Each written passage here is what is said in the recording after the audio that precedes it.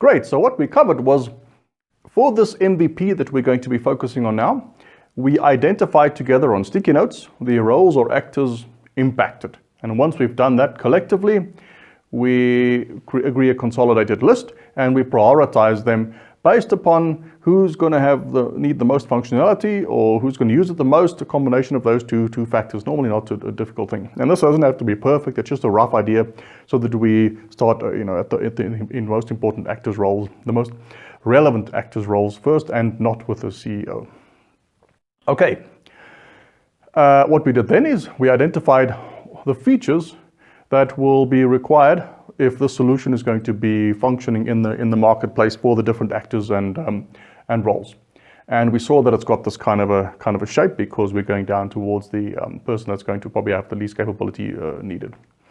And what we've identified is an inch deep, mile wide view of our solution space for this minimal viable product. And it's not only, when I say solution, it's not only the product solution. It is the entire ecosystem solution. It's taking this thing out into the marketplace. So it covers all of the aspects of your lean canvas or business model canvas. So now the question is, of course, okay, so if this is how this thing looks like, where should we start? Should we start with this aspect, with that feature? What are we going to do? If this is the high-level components of our invasion plan, where should we start our invasion? And that is what we're going to be covering in the next lesson.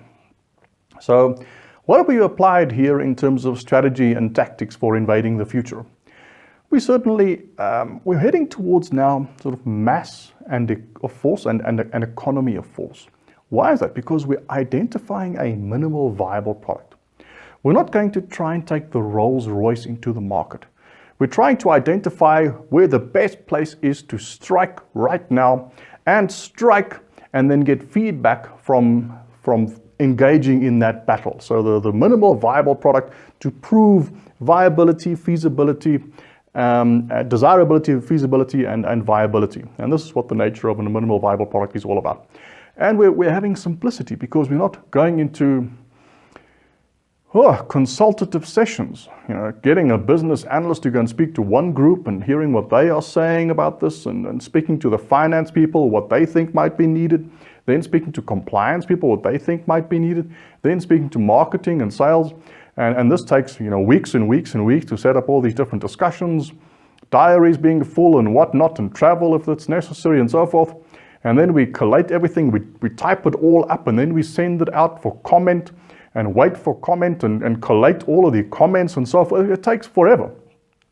It is much faster to get everyone into a room, spend a day. Well, as we go through the exercise, this will be a day or two exercise which we're covering in the next couple of lessons workshop to really plan your sort of the nature of your invasion plan and your angle of attack and so forth. And using low-tech tools which are applicable to where we are right now. Simplicity, okay? We need enough to be able to decide whether we're going to be doing this versus doing that. We don't need the details of this and that right now. We just want to know if it's this or that and roughly what it looks like. Great, so look forward to seeing you in the next lesson where we're going to start really looking at what now? This is the big picture. Where do we start tackling this and what's what is the detail of our invasion plan? And see you in the next lesson.